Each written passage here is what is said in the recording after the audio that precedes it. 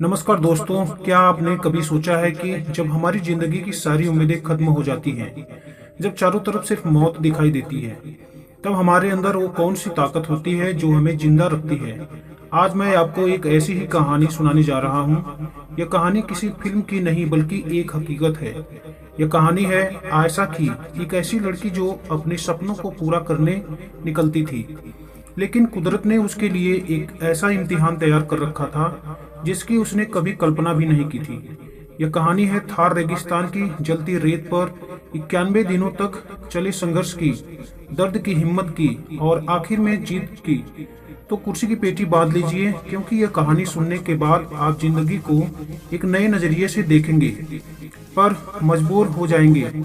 तारीख थी 15 मई 2018। 28 साल की आयशा दिल्ली की एक जानी मानी ट्रैवल ब्लॉगर और फोटोग्राफर अपने जीवन से राजस्थान के थार रेगिस्तान के लिए निकली थी। उसका सपना था कि वो रेगिस्तान के उन अनछुए हिस्सों की तस्वीरें ले जिन्हें दुनिया ने कभी नहीं देखा। वो बहुत खुश थी। उसकी आंखों में सपने थे और दिल में जोश। जैसलमेर से लगभग 150 किलोमीटर दूर एक सुनसान रास्ते पर आगे बढ़ते हुए अचानक उसकी जीप एक झटके के बाद बंद हो गई। उसने कई बार कोशिश की, लेकिन गाड़ी स्टार्ट नहीं हुई। चारों तरफ मीलों तक सिर्फ रेत के टीले थे। मोबाइल में नेटवर्क नहीं था। शुरू में तो आयशा को लगा कि शायद कोई गाड़ी आ जाएगी, लेकिन घंटों बीत गए और दूर दूर तक कोई इंसान नहीं दिखा। सूरज अब आग उगलने लगा था और उसके पास पानी की सिर्फ 2 बोतलें बची थी।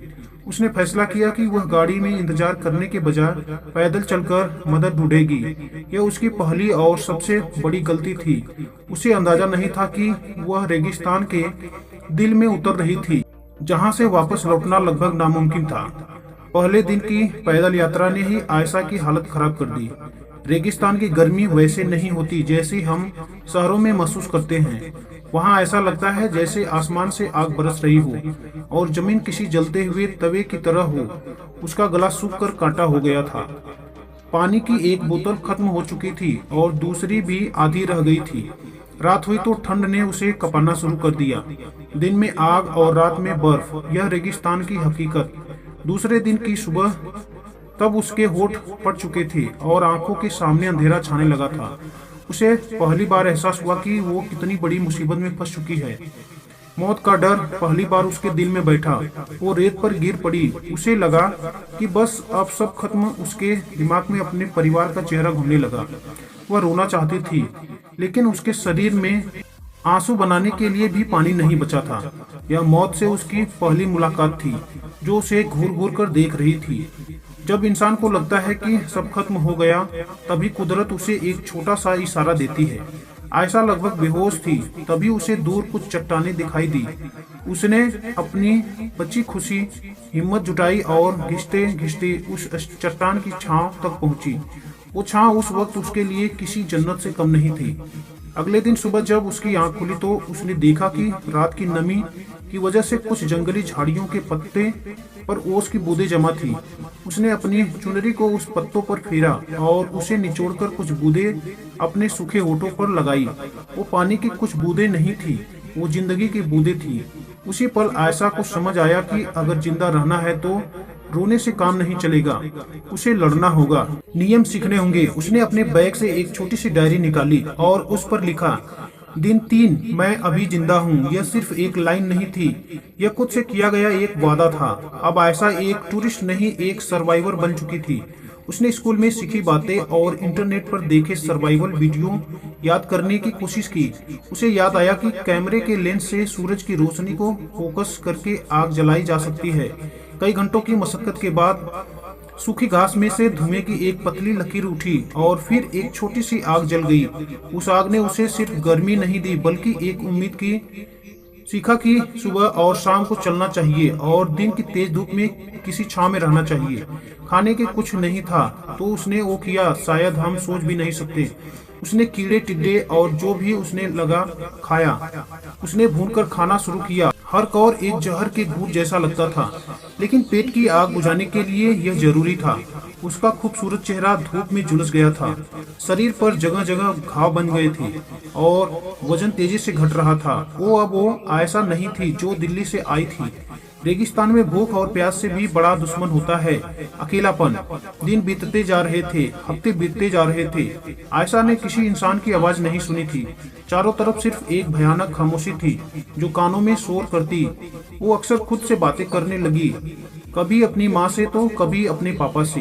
वो हवा में ही उनसे लड़ती, उनसे शिकायत करती और फिर रो पड़ती।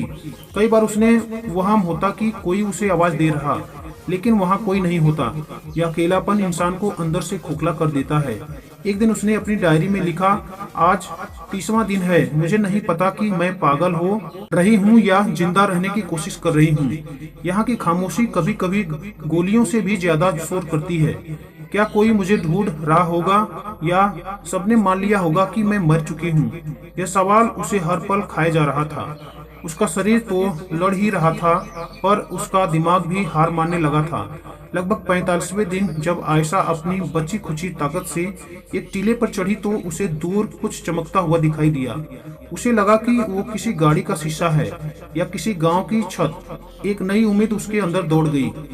पागलों की तरह उस दिशा में भागने लगी। वो गिरती फिरती, उठती भागती घंटों चलने के बाद जब वह उस जगह के करीब पहुंची तो उसका दिल टूटकर बिखर गया। वो कोई गाड़ी या गांव नहीं था, वो एक मृग तृष्णा थी जिसे हम मिराज कहते हैं। रेगिस्तान का एक ऐसा धोखा जो प्यासे को और तड़पाता है। उस पल आयशा पूरी तरह से टूट गई। उसकी सारी हिम्मत जवाब दे गई। वो वहीं रेत पर गिरकर फूट फूट कर रोने लगी। उसने पहली बार भगवान से कहा, बस अब और नहीं, मुझे उठा ले, मैं थक गई हूँ। यह दिन उसके 91 दिनों की संघर्ष का सबसे बुरा दिन था। उम्मीद का टूटना मौत से भी ज्यादा दर्दनाक होता है।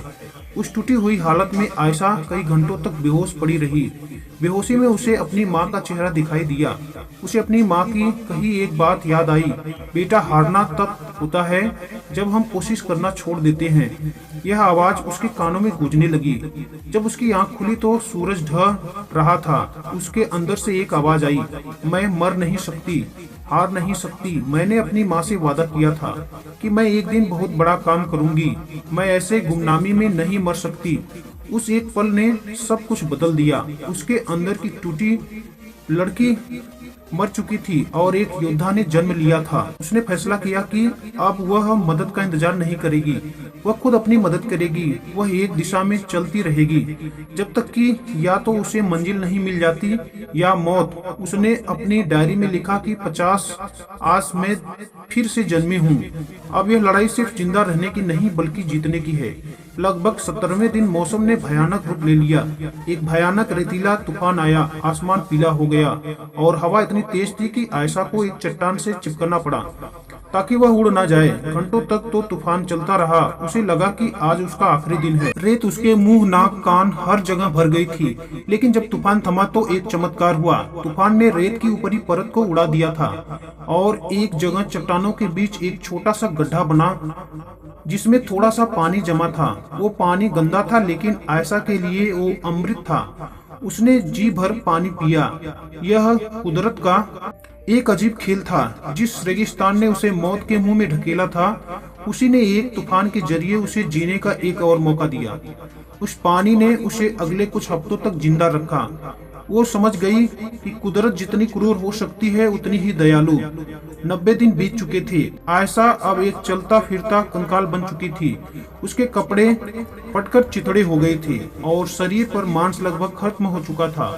वो बस अपनी इच्छा शक्ति के दम पर जिंदा थी। एक सुबह जब वह आगे बढ़ रही थी तो उसकी नजर जमीन पर पड़ी। उसने जो देखा उसे अपनी आंखों पर यकीन नहीं हुआ। रेत पर ऊंट के पैरों के ताजा निशान थे। यह कोई वहम नहीं था, यह हकीकत थी। उसका मतलब था कि कोई इंसान हाल ही में यहाँ से गुजरा है। 90 दिनों में पहली बार उसने इंसानी सभ्यता का कोई निशान देखा था। उसकी आंखों से आंसू बहने लगे, लेकिन इस बार यह आंसू दुख या दर्द के नहीं थे। वो आंसू खुशी के थे, उम्मीद के थे। उसने अपनी बची खुची सारी ताकत उन निशानों के पीछे चलने में लगा दी। उसे नहीं पता था कि यह रास्ता कहाँ जाएगा, लेकिन यह उसकी आखिरी उम्मीद थी। वो बस चलती रही जब तक कि वह बेहोश होकर गिर नहीं पड़ी। 91 दिन की सुबह ऊँटों का एक काफिला लेकर जा रहे कुछ बंजारों ने रेत पर एक अजीब सी चीज पड़ी देखी। पास जाकर देखा तो उनके होश उड़ गए। वो एक औरत का शरीर था जो बस सांस ले रहा था। उन्होंने तुरंत उसे उठाया, पानी पिलाया और पास के एक कस्बे के अस्पताल पहुंचाया। जब आयशा की आंख खुली तो वह एक बिस्तर पर थी। उसके चारों तरफ सफेद दीवारें थी और एक पंखा चल रहा था। उसे यकीन ही नहीं हुआ। उसने नर्स से पूछा, आज क्या तारीख है? नर्स ने जवाब दिया, 14 अगस्त 2018। यह सुनकर वह रो पड़ी। 91 दिन वो मौत से लड़ी थी और आज वह जीत गई थी। जब वह ठीक होकर अपने घर लौटी तो वह एक अलग ही इंसान थी। उसने एक इंटरव्यू में कहा, उन 91 दिनों ने मुझे सिखाया कि हम जिन चीजों को रोज बर्बाद करते हैं उनकी असली कीमत क्या है।